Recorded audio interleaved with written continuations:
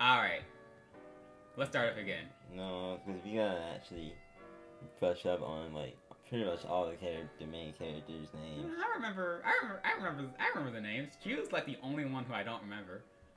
Okay, so alright, so when I'm drawing a blank, then I'll just throw the ball at you. Okay, that's fine. But okay, so alright, hello everybody, and today is that fine? Yeah, that's fine. Alright, hello everybody. Welcome to another video for On the Run, and today, Khalil and I, we have both of us here today. Yeah, it's both of us. And we're going to be talking about a new movie that just came out on Netflix. And what's the name of the movie? Over the Moon. It's Over the Moon. Alright, now explain. Well, before you get into that, just like a quick spoiler warning. Yeah, we're going to be spoiling probably the whole movie. So just before we get into it, I'll just say it was fine. Yeah. What did you think, Amir? Did you think it was fine? The movie was fine. I was not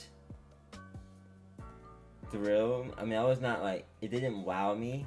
Yeah, exactly. But it was okay. I mean, it was good. It was a fine movie. It wasn't bad by any means. It was good.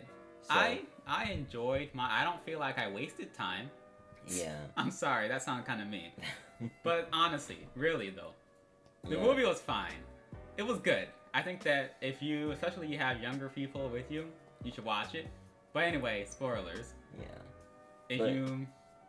So, click off here, make your decision if you want to watch it right now. Oh yeah, let's just explain what it's generally about. It has a very high focus on like Chinese culture and mythology. Yeah. And yeah, okay, now we're really gonna just get into spoilers, really. Okay. So what was Amir, do you remember the first thing that happened, like the myth? Okay, so you mean like in the beginning? In the beginning, yeah, the prologue. So I believe it opens up with a story. Yeah, it's fairy tale. It's a fairy tale of two lovers. One was forbidden from one another. Oh yeah, they were forbidden. Secret tunnel. Yeah, all that jazz. I'm kidding. But something like that. And so how did it go again? I don't remember. It's like Chang'e. Chang'e is the moon goddess. She's the moon goddess. She's like basically the main character of this fairy tale. She's basically the commander of all the heavens, and her beauty is like unparalleled. And she was in love with Hoye. This guy, yeah. And who I don't really know. Keep talking, Amir, while I Google who Hoye is. Yeah, yeah. Who, like, they were in love, and something ended up happening, and Hoye ended up getting killed, right? Hoye was a mortal, right? Yeah, he was like a mortal. Yeah. Just a normal like guy, I guess. So basically, that's kind of the legend. So then we fast forward, right? Then we fast forward to modern day. And our main character is Fei Fei. Yeah, her name is Fei Fei. She's a young lass, and the legend was being told to her by her mom, right? Spoiler alert: mom's dead. Well, she dies. She dies as Fei Fei grows up. Yeah. So, one interesting thing about this movie is that they started off. They kind of did a little time skip thing. By the way, let me just mention, I did not know this movie was a musical going in. Yeah, we were both. And I was low-key shook, not gonna lie. Yeah. When they started singing out of nowhere. I was shook. Just like how it would be in real life. Because I know I was suggesting to you, Khalil. Yeah, you were the one who wanted me to watch this movie, right? Yeah, because I had heard about it on Twitter, and I tried my best because I was like, oh well, a new animated movie dropping on Netflix. That sounds very interesting, and so I thought that it would be fun to kind of just watch it together, and so we finally got the chance. Basically, we were both going in blind. Oh yeah, that. Yeah, and so we didn't know, like, I had no idea, no indication whatsoever that this was a musical, but that was cool nonetheless. And so the story, like in the beginning, it starts with Fei Fei. You know, they Yeah, it's a mom and a dad, and then her mom dies. yeah, and they own like a Sweet mooncake. shop. Yeah, a sweet shop, They and make mooncakes. it's I guess a traditional I don't Chinese. know exactly what those are. I'm sure that they exist in real life. Yeah, I'm sure mooncakes. Yeah, they do. Yeah. I'm sorry, we are not extremely familiar with Chinese culture. I'm sorry. Yeah, but But please, this movie does a really good job. Okay, let's just talk about the good things. This movie does a really, really good job at like conveying, Chinese culture is just, culture, Yeah. They're just people who, live in China. And it's very authentic in that way. It does good with the language, I assume. It's not the whole sticking to thousands of years old traditions type thing. It's kind of, it's kind of the modern, what you would expect from a modern day, like, society, from, anywhere. Like, everybody is just kind of, they hold on to the parts of the culture that really like matters, right? But then also they kind of live their life. They live their lives as you would expect people to live their lives today in modern times. And so like they're just chilling, Yeah, and so I guess one of the things that with that being said, one of the things that kind of surprised me was that while they did do a good job with that part of with the showcasing how culture would be in modern day, I did sort of expect a little bit more. On that end. Yeah, you're actually, because remember, like when we were watching it, when we started watching it, I was expecting the music, because it's a musical. I was expecting the music to be a little more. Have a little more Chinese influences. It sounded very contemporary to me, which is fine. Yeah. That's fine. No problem at all. But for a movie that otherwise, is like very, very, very Chinese and everything, I was expecting something a little more, something a little more unfamiliar to me. But anyway, let's go. So, Fei Fei's mom dies, and the conflict starts when her dad finally reveals to her that he has a new love interest. And Fei Fei is very, very, very upset because she gets really salty that, kind of for no reason. Yeah, it's for no reason. Well, she gets salty that, her dad is apparently like giving up on love. That's really how she saw it. He was basically, well, it wasn't really so much giving up on love, but it was more so on his first love. Yeah, but it was more so like I still don't think it was quite giving up on love, because it was more so the fact that her dad loved her mom. Like her parents loved each other very much. They loved each other dearly, and Fei Fei really admired that and saw how much they loved each other. So when almost like the story in the beginning, huh? Yeah, like very true love. And so it's like a parallel almost there. Like that's the point. Anyway, but like still, Fei Fei admired that about her parents, and so when her mom died, her dad kind of like you were saying, he moved on and started to find someone else and found someone else to get to know, and then eventually their plan was to get married, and Fei Fei was strongly against it because she was, like you said, Khalil, she was very salty for no reason at times, and she wanted her dad to just remember her mom, devote himself to her mom's memory instead of finding somebody new. Exactly. So, and also, did you mention that this new lady has a child too, who's a little younger than Fei Fei, but not by much. A boy named Chin, and he's very rambunctious. So, and he can also apparently go through walls. But yeah, I mean, there's really not much to him. He's just kind of, a cute little kid. He's just kind of, he's fine. He's a young boy. Yeah. But anyway, so the story, in order to prove to her dad that, true love can never die or something. Fei Fei decides, of course, I mean, to just build a rocket, you know? Because that's what kids can do, apparently. Yes. And fly to the moon and find the moon goddess, get proof of her existence, bring it back to her dad, and somehow that's going to convince him to devote himself to her mom's memory or something. Yeah. It's very weird. It's kind of insane logic, I'm not gonna lie, but you know, she's like a child. Yeah. So she does this, and it kind of reminds me of The Little Prince, if y'all ever saw that. Kind of a magic realism kind of way, where you don't really know what's real and what's fake. Yeah. It's kind of cool though. Yeah. And I really like that kind of style. But then Chin actually stows away on the ship because, you know, he's to do the ragness and everything. And they get to the moon, and there's like a really, really colorful city on the moon.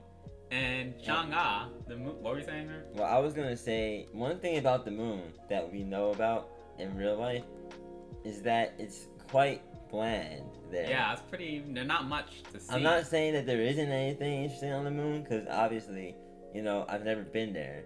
However, I think that it's pretty clear that it's pretty one-dimensional, a one-dimensional place from what we know about it. And I think that the interesting thing about this setting is that they know, like the writers know that what's the person, the director? I think it's Glenn Keane. Glenn Keane. They know that whoever was in charge of like coming up with like what the environment would be like, they knew that the moon was gonna be kind of boring on its own, and you know there's nothing really to do up there. So they threw in this magical, mystical kind of castle, kind of kingdom that was just specifically like, you know, colorful and bright. So to kind of contrast, you know, to kind of say, oh, well, this really interesting place is like over the moon or on top of the moon or on the moon or whatever. But like my thing is though, but no, that was interesting. But one thing about the well, I can get back to that later because I don't want to like. But go ahead, Khalil. I feel like that was just to make, you know, an interesting setting for the animated movie, though. Yeah, it was, but and I get that, but and you know, kids are gonna latch onto that kind of stuff. Like, look at the moon, and they'll be like, "Hey, there's a giant city up there," you know. Yeah, but I guess watching the movie, and I felt like the environments that were actually supposed to be over the moon, there could have been more to it, because well, the city. The city was colorful, but it didn't really. Okay, so wait, have any of y'all played what's it called, Final Fantasy VII? My one thing I say about that game is that it's hard to wrap your head around the setting in a few ways, and it's kind of similar to this because like you have to wonder like what do they do on the moon? It doesn't really look like a place that people live. The only entertainment that's really there is Chang'e, and wait, that reminds me, we got to get to Chang'e. So, Chang'e, the moon goddess from before, on the moon in the city, is like a pop star. And when she's first introduced as a character, she sings an absolute banger of a song. Like, I'm not what? Gonna lie, that song goes so hard. The songs in this movie, you know, I've heard a lot of criticism about how the songs in the movie sounded very Disney, as well. Like there's a lot of tropes in this movie in general that just felt very like you're watching a Disney movie. Yeah, but like, the songs were pretty good, some of them.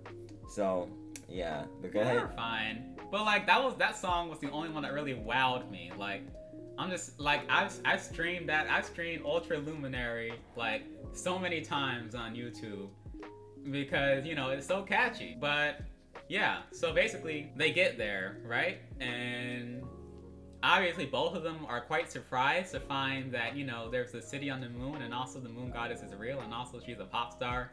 But they get past all that, right? And Fei Fei basically goes up to her. And the thing about Chang'e is that she's kind of a jerk. Yeah, she's kind of a jerk. And she demands a gift from Fei Fei that she knew that Fei Fei had a gift for her, but Fei Fei doesn't. So now she's trying to figure out what it is. And she wants to get proof of her existence, so she takes a picture. And I'm not even sure if that picture would, like, transfer to back to Earth if they brought it back. But they do, she does it. And then she tries to find the gift on a crashed spaceship. Meanwhile, Jin tries to force Chang'e to help his new prospective sister by challenging her to a ping pong match. And why is it actually like top 10 anime battles? Because like, it was actually kind of sick. Yeah, a sick fight. That was probably the best. With like a rap, you know, a kind of a rap ballad on there too. It was kind of out of nowhere, but I like it honestly. Yeah, that was probably one of the best like the best sequences in the movie. Yeah. Yeah. And he wins. It's like the devil went down to Georgia somehow in a very weird way. You know, except it's, you know, the Chinese kid goes up to the moon. No, wait, no. The Chinese goddess stays on the moon and somebody else, forget it. So what happened next? So because out of frustration and anger, Chang'e traps, She traps Chin. Yeah, and he's just kind of there. Yeah, so Fei Fei. So back to Fei Fei. So Fei Fei is on her search for the gift, and there's kind of a forgettable scene between her leaving the city and going back to the ship, where she's like riding motorcycles with a group of moon citizens that I saw somebody describe as angry birds, and I thought that was very funny. Yeah, they're really kind of nothing characters. So they get back to the ship, and Fei Fei finds a doll of Chang'e, and she assumes that's the gift that Chang'e needs, because Chang'e needs the gift to bring back Hoye, who is you know, her love. And this is another problem that I kind of have personally. We're not really told what the gift is supposed to do. Like, yeah, it's just kind of, I guess it was just a way to kind of give a plot, give some sort of reason. I mean, yeah, a MacGuffin, you know? A MacGuffin, yeah. Yeah, we're told about a MacGuffin. We don't know what it's for, except that, you know, Chang'e needs it.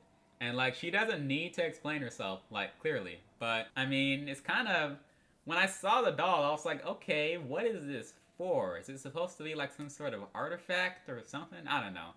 But anyway, we get the doll. And then the next part is a little bit weird. So when Fei Fei finds the doll and is about to leave, she notices some strange character. Wait, are we talking about Gobi? Yes. Gobi. Oh gosh, I got a lot to say about Gobi. Yes. Sorry. So you go.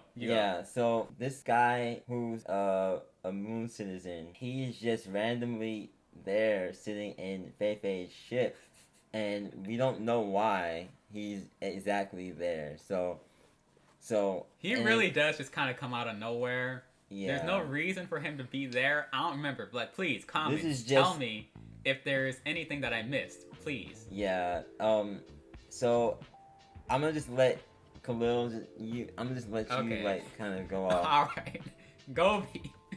The second I saw this guy, I just yelled, "No!" They're about to do it. They're about to do the dopey comic relief animated talking animal sidekick. And it's funny because you see it so much, especially like in like CGI movies. Like you see it in Up with the dog Doug.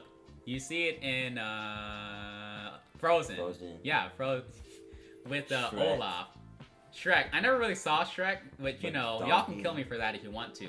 But Donkey kind of has that kind of trope too, where it's like a character who tags along with the main character.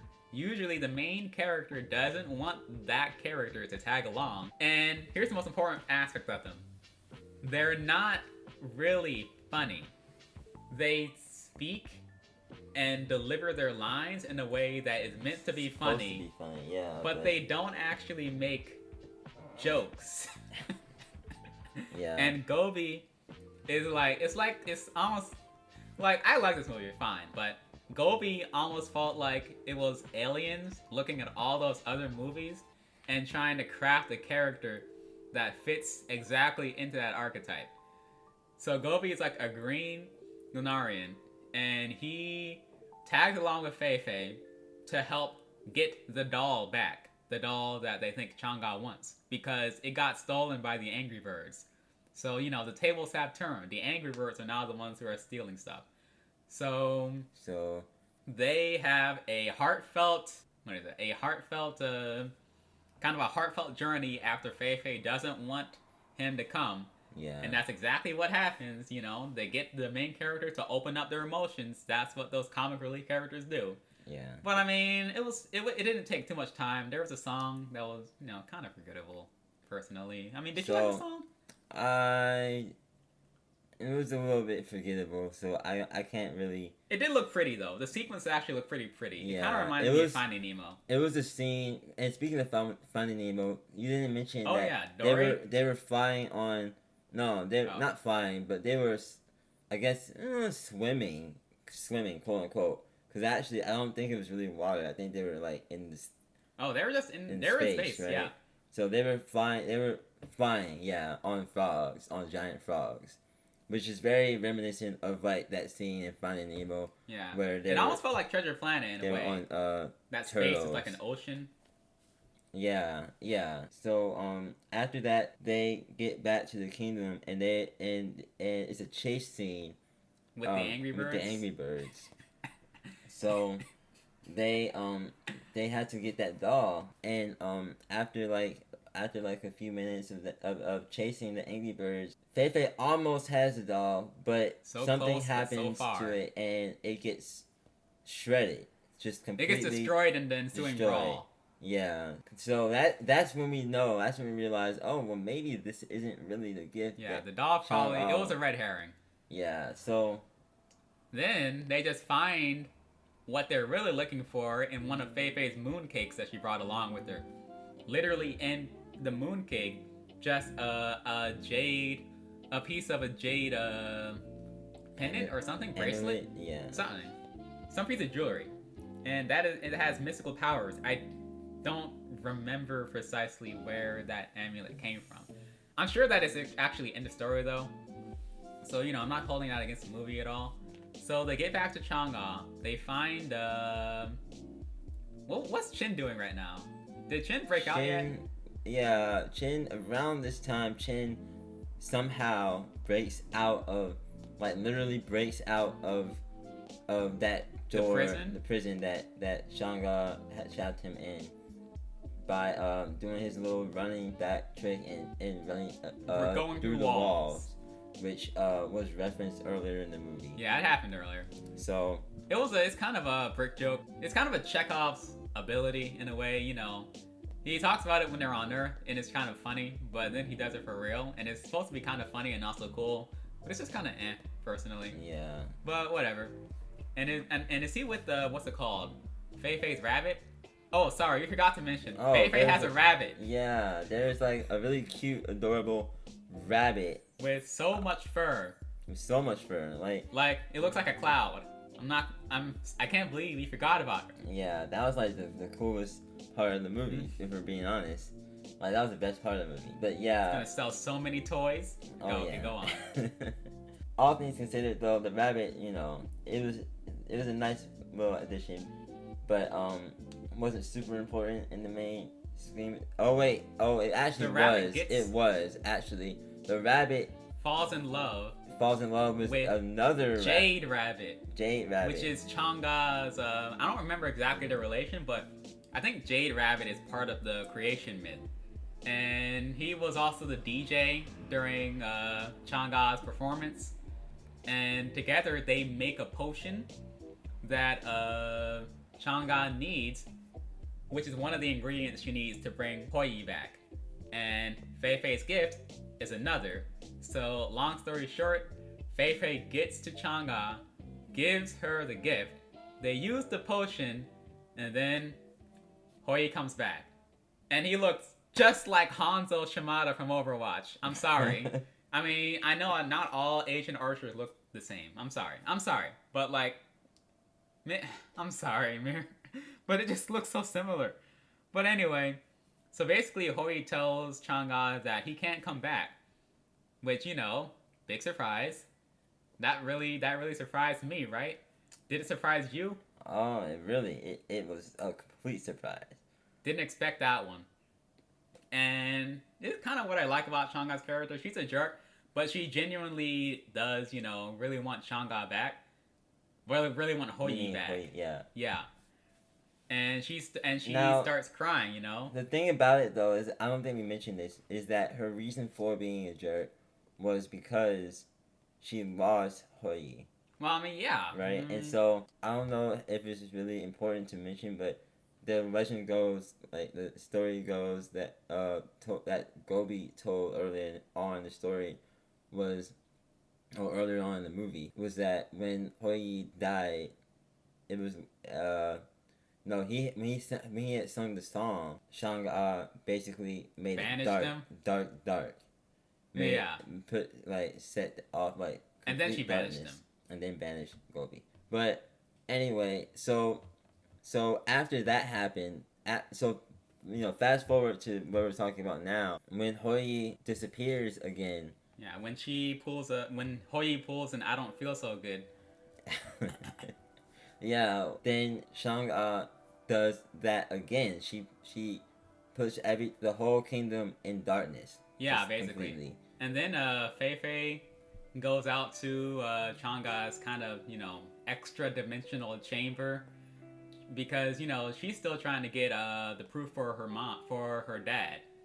And she needs to go to Changa, but realizes, huh? This was also when they were all like trapped in the thing, right? Yeah. So Changa does trap them all in kind of a prison, so yeah, and then you were saying extra dimensional chamber.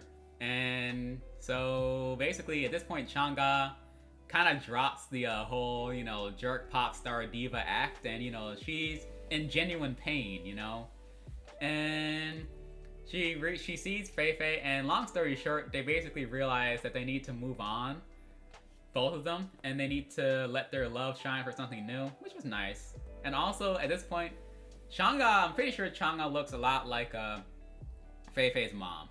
Yeah. And that's kind of the biggest evidence that what's happening here is not technically real, which it's fine. It's like a fairy tale. It's a kid's story. So Fei Fei has emotional character growth.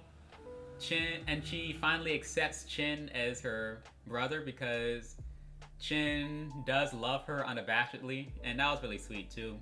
And so yeah, and that's so that's basically it. But and then the interesting thing is that as Fei Fei and Chin are heading back and they're flying on the dragons, the dragons that we didn't mention this before. Lions or something. Lions. I remember flying lions. The flying lions. Yeah, which we didn't mention before, but they also flew them. They're not important, but it's actually, so in the beginning they were flown on into the kingdom by the lions, and in the end when they're going back, they're also taken by those same lions. And at a certain point, this was a nice little detail, interesting detail. The two lions that are carrying Fei Fei and Chin, kind of come together and sort of spiral down to Earth as like in a sort of kind of like a asteroid looking kind of thing.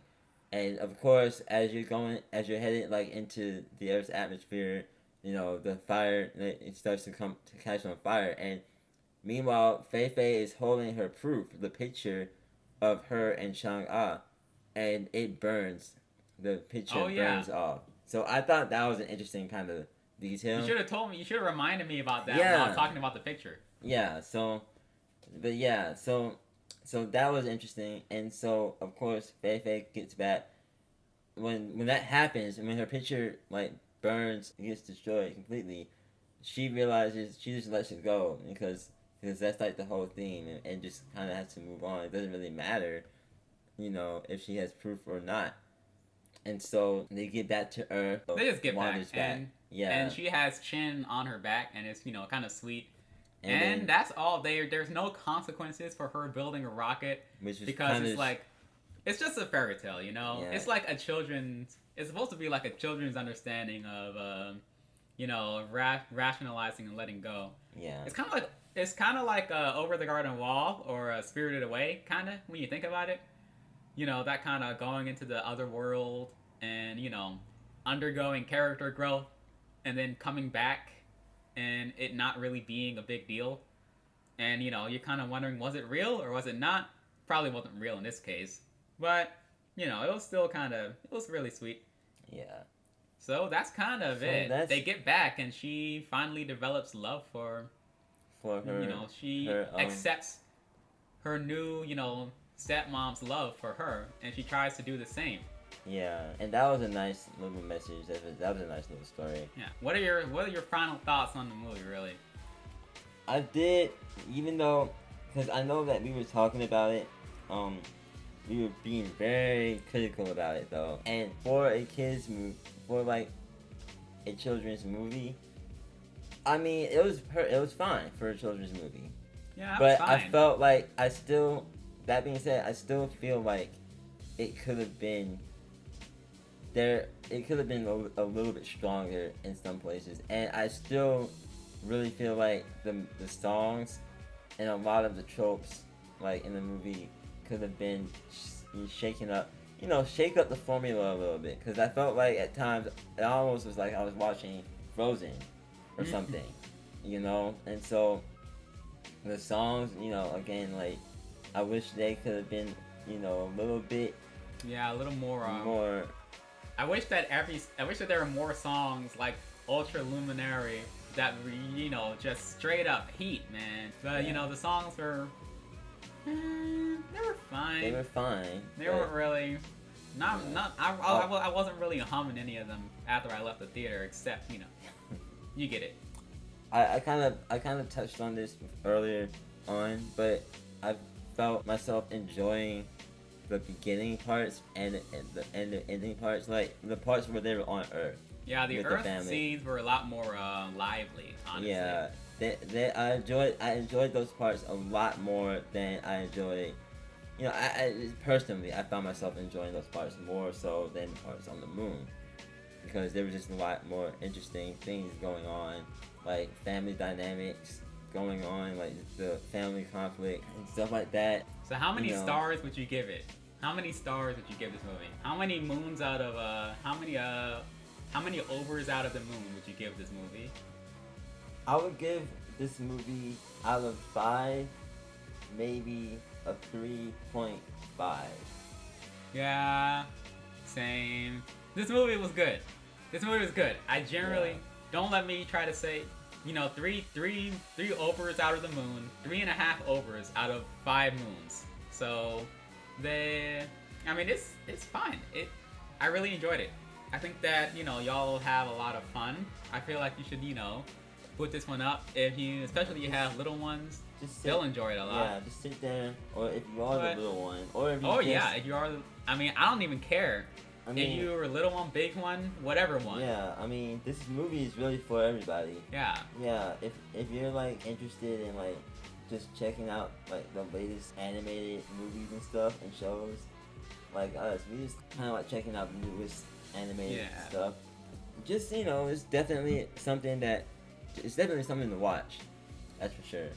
And it's interesting. It is pretty interesting. So you think that these messages will resonate with you? I feel like you should definitely check this movie out, because seeing that displayed in the film, the lessons that Fei Fei learns about letting go and everything, I really like how they did it, and it's very genuine. It has a lot of heart, and also I don't think we mentioned it specifically, but like the movie just overall looks very, very pretty. It does. It has a couple of 2D animated sections, especially in the beginning, that are very appealing. So a combination of that with 3D, I'm like basically sold. But yeah. But alright, so. But that's enough from us. What do y'all think of Over the Moon? Do y'all agree with our opinion? Let us know in the comments. Alright, y'all, take care. Yeah. All right, that's it. See ya.